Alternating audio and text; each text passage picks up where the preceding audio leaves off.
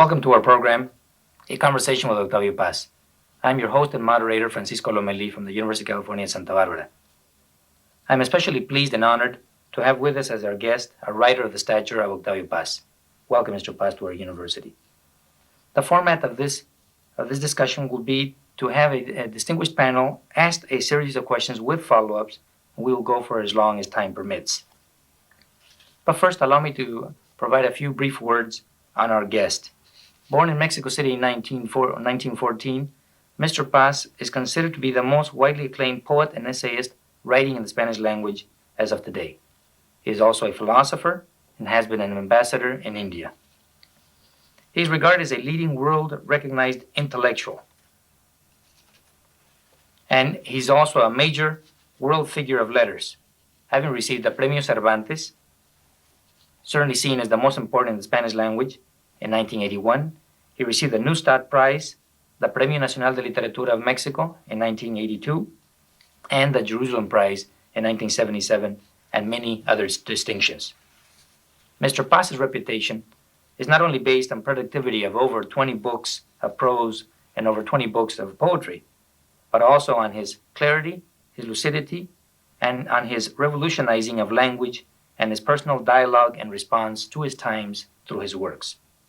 Among his landmark works are The Labyrinth of Solitude from 1950 and El Arco y la Lira, The Bow and the Lyre from 1956. Everything Mr. Paz writes impacts the Spanish-speaking world immediately. We welcome Mr. Paz to our university, and we also welcome the distinguished members of the panel who will be addressing questions to Mr. Paz. We have first Alan Phillips, Professor Emeritus from the University of California at Santa Bárbara, who is an authority on poetry, particularly by Mexicans and Latin Americans. Secondly, we have Professor Margarita Nieto, an assistant professor from the Cal State University at Northridge, who has done extensive work both on Latin American poetry and prose. And thirdly, we have Luis Leal, Professor Emeritus from the University of Illinois, Champaign-Urbana, who is an expert on Mexican culture and literature. Again, welcome to our program, and we will begin the questions with Professor Phillips. Mr. Paz, in 1966, you and your fellow editors published Poesía en Movimiento, an anthology which represents Mexican poetry from José Juan Tablada to Arichis and Pacheco, although the chronological order is purposely inverted. My question to you is as follows, and it is a two-part one, which can, of course, be answered in any fashion which you choose.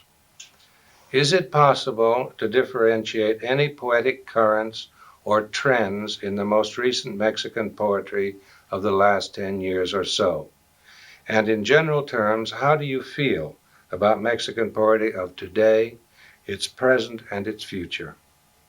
Well, it's rather complicated, your question, or your two questions. Perhaps I will answer first the second question, and then I will speak a little about the new trends in Mexican poetry today. Well, I think the tradition of Mexican poetry is one of the longest in the continent. It started in Spanish in the 16th century, and we have had always a reasonable group of good poets all over in our history. But in modern times, Mexican poetry has been especially rich and diverse. We have had successive waves of avant-garde or new trends since the beginning of the century. But in the last 15 years, I don't think that there is nothing new in this sense. But I should say that it's the same in the United States or in England or in France. I think we are now in a period of literary history where the avant-garde movements are extinguished or decadent.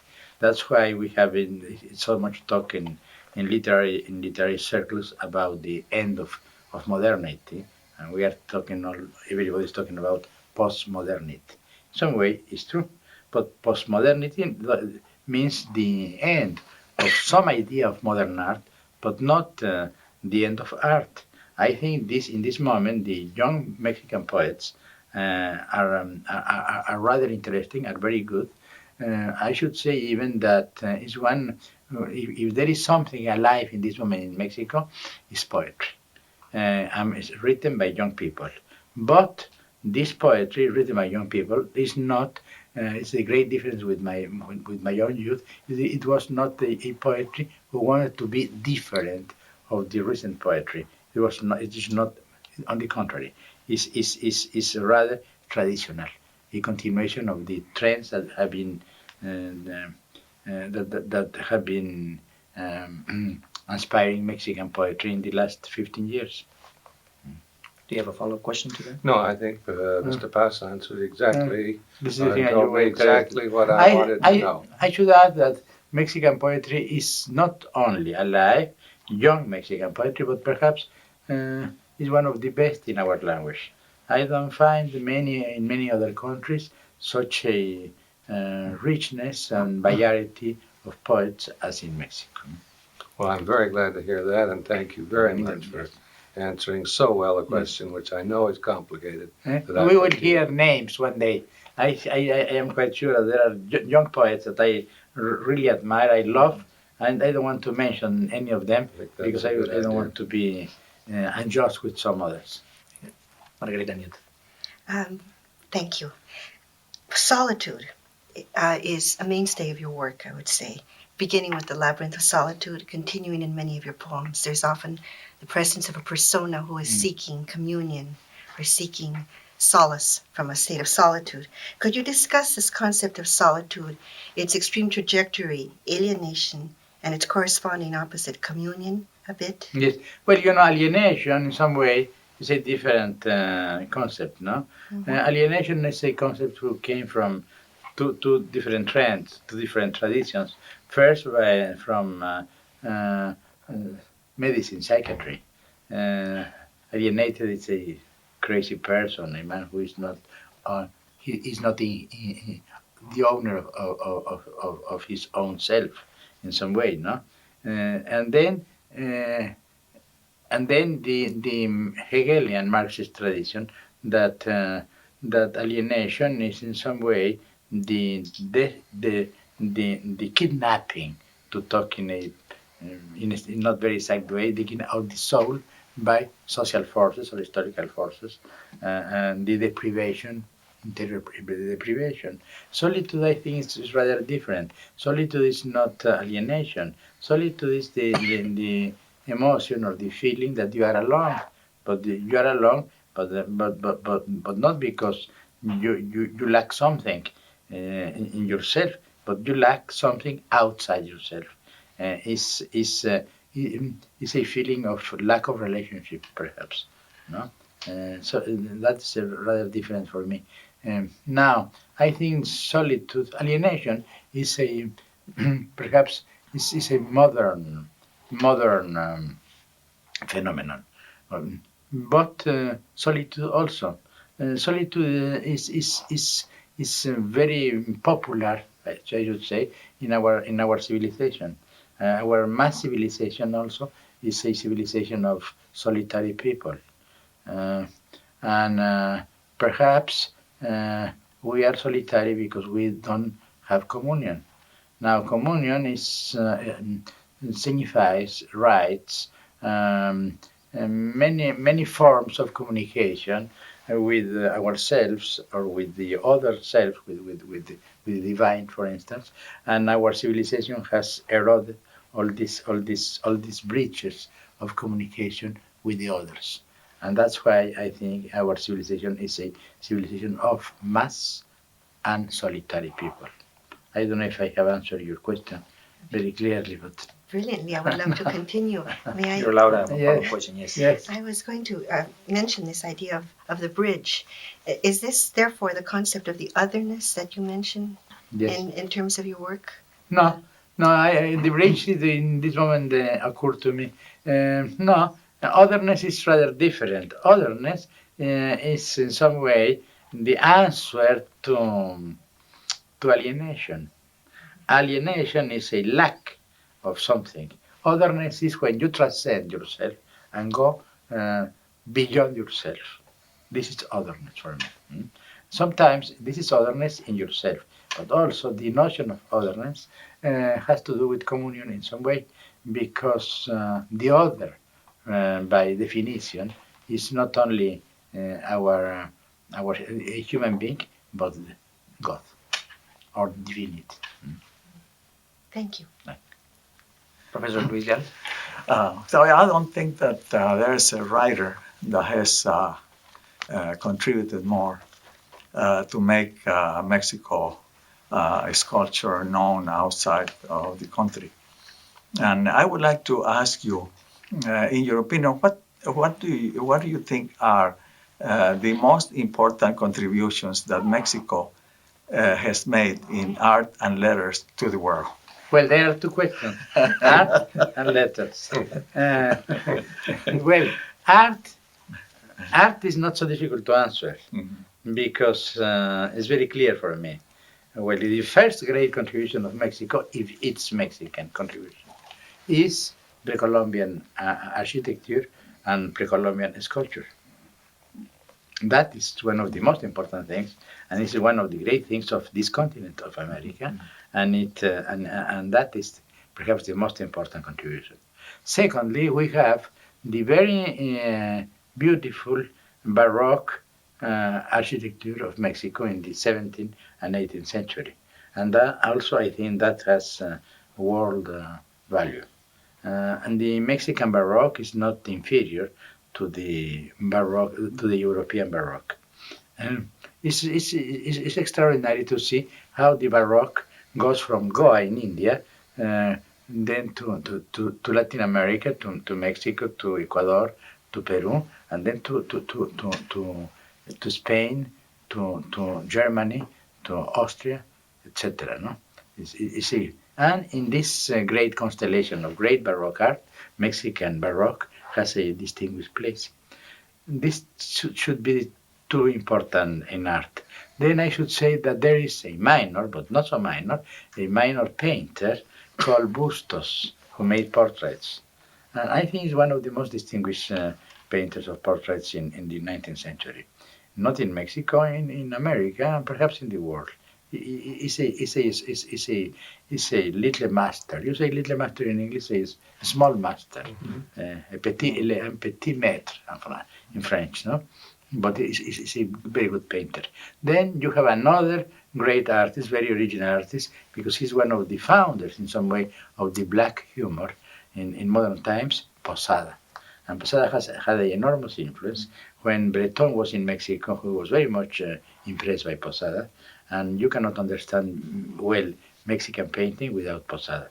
Then it's this is a very good example of good painting. Finally, I think the muralists, the great muralists are important in the history of modern art. Yeah, they are important in two aspects, by themselves and by the influence that they had there on American painting. Pollock, Noguchi,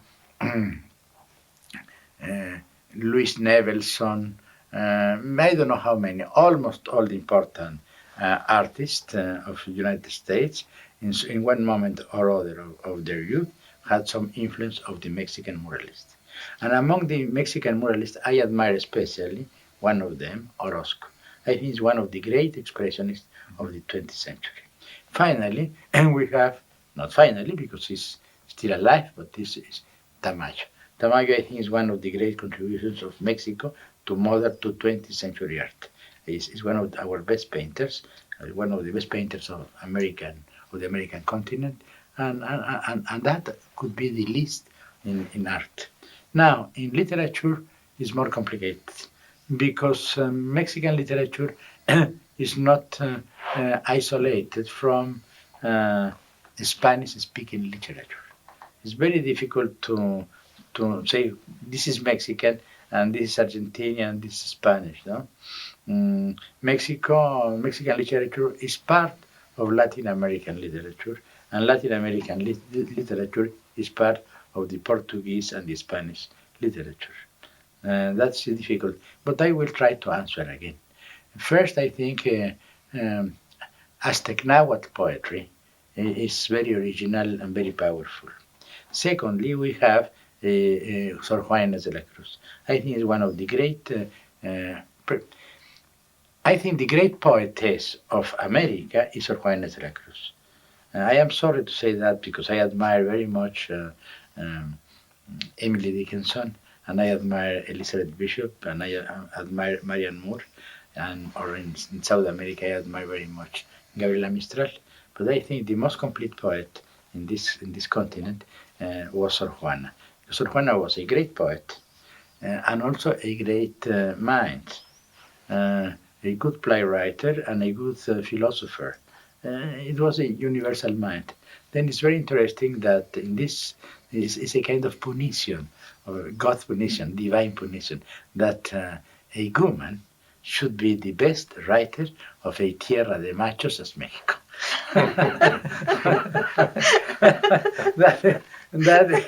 that is one of the ironies. One of the grand ironies. Great ironies. I think it's one a great writer. And then in the 20th century, we had some novelists, all these novelists of the Revolution. Now everybody's talking about Latin American novel. I admire Latin American novel, but Latin American novel is a recent phenomenon. It started before, and before the great names of contemporary Latin America novel, there were some novelists that are very important, as Azuela, who was in his moment famous even in the United States and in Europe, and Martinez Guzman and some others. I think this, and then we have a writer almost unknown in the United States, and I think he's a great writer, one of the great writers of our continent, who has written the most interesting memoirs in Jose Vasconcelos. I am a great reader of memoirs. I was educated with the education of Henry Adams. It's one of my favorite books. Well, a parallel and a very instructive parallel, because it's a contradictory parallel with the education of Henry Adams, should be Ulises Criollo of Jose Vasconcelos. I think it's a great book, and I hope one day will be translated into English and will be read in English. Well, you have answered my question very well, but I noticed one omission. Oh, that's good. Your own. No. Which I believe have been very important, especially the Labyrinth of Solitude. We cannot read anything about Mexico without finding a reference to your book. Now, I want to ask you a related question. In your own development as a writer and a poet, what has been the influence of the American writers, the North American writers? It has been a great influence.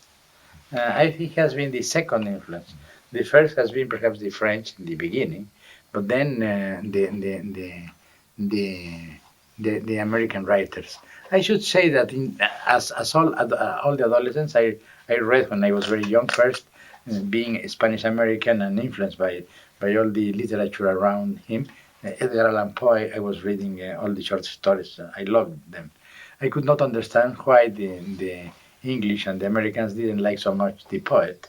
I loved the poet, but then I understood little by little how wrong was Baudelaire and how wrong was Mallarmé, admiring Edgar Allan Poe as a great poet. He is an interesting poet, but he's not a great poet. But he's a great prose writer. That is the important thing, and also a theoretical mind. And then my great discovery, perhaps, was Whitman. I think Whitman has been the great fountain of poetry in this continent.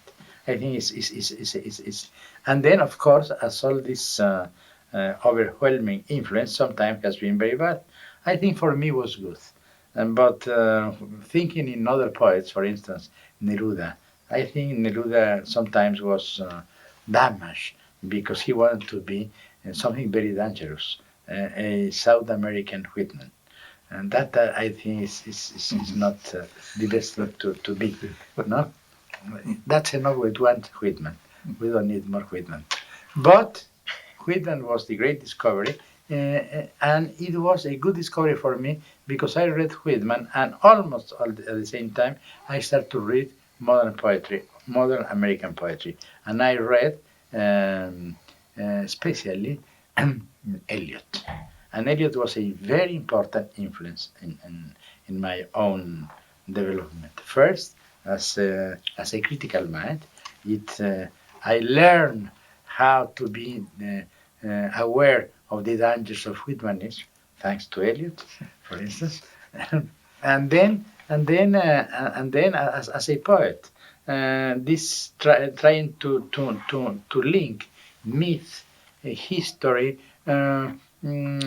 very intellectual reflections with also colloquial language. All this for me was very important. For me, was very important American poetry, not only Eliot, but all the American poets, because I learned in them how to use colloquial poetry, colloquial language, everyday language. I remember this essay by Eliot: "Poetry is the music of poetry is the music of conversation." Well, that is, I think, is rather deep and rather important for a poet. Then I read William Carlos Williams. I have translated William Carlos Williams. I admire him very much, and I had the chance to meet him. I met also Cummings.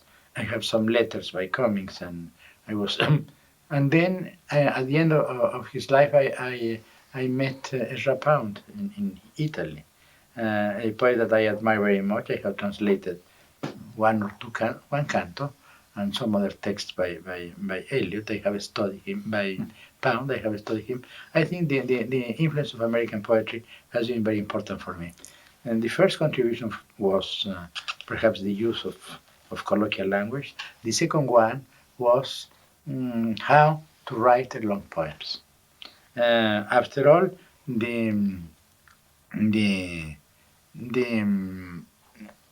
Spanish and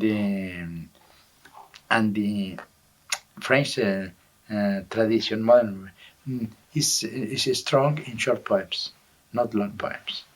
Orwell, long poems in a very artificial way, as Valéry Le Cimetière Marat. But with the wasteland, with the cantos, I learned how to treat contemporary matter with the classical nature of the long poem, and that was for me a great thing. Given the fact that we have very little time, if you have any questions, panel members, but it has to be a brief question, beginning with Alan Phillips. Well, you talked about writing long poems, and I referred to you not only as a great poet, but an author of great poems. When I say great poems, I also mean long poems. Long poems. But you also have a talent for writing very small poems. In other words, would you care to comment upon the Japanese haiku, for example, which would be perhaps to me the opposite of a long Whitman-like poet or a long Eliot poem? Well, the haiku for me is linked again with the United States because the first who introduced the haiku, as you know very well, was a Mexican poet, Tablada, more or less at the same time, little later than Pound was writing. Tablada started to write haiku. But I didn't pay, when I was young, too much attention to Tablada. And in 1945, when I was in New York, Tablada died, and I was asked to write something on him. And then I went to the library of New York, New York Library. I found all the books by Tablada. I discovered Tablada, and I discovered the haiku. And the next step was to start to read first Japanese poetry and then Chinese poetry. And then it has been for me a great, very important, of course, because it has been a example of concentration.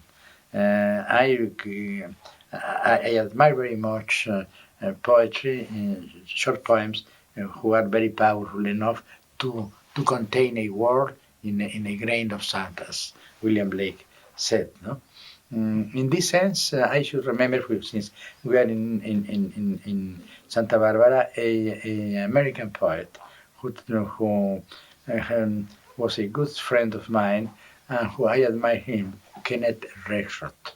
Kenneth Rexroth not only was a very original poet, especially a love poet, and nature poet, but also a great translator. His translations of the French, especially of Pierre Reverdy, are marvelous, but also his translation of Japanese and Chinese poetry were very important for me, at least. I read his translations, and the moment I was very much interested in Chinese and Japanese poetry, in Oriental poetry.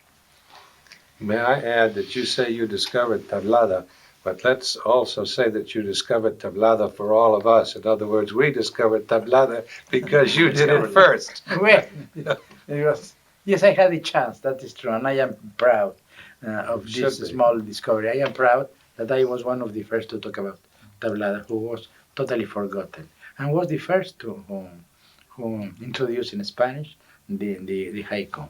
Even in Spain, they don't pay even now too much attention to him, no?